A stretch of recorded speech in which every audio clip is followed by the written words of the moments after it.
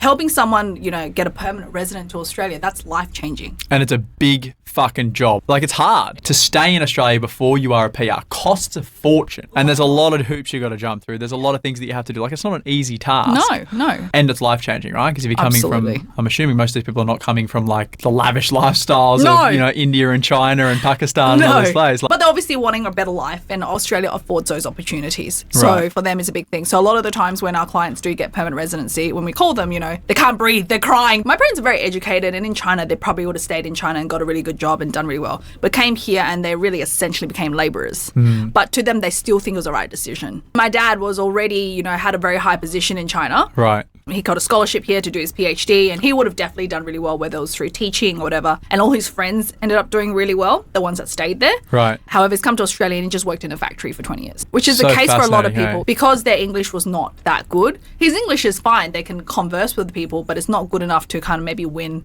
in the interviews and things like that. And maybe they didn't have that much courage. So for them, they'll kind of like try it a little bit, then they're kind of like, oh, maybe this isn't for me. And they're just like, all right, let's just make sure we raise our children well. And then they just did their labor. They essentially sacrificed their own life for a better life for the kids. Yes, that's right.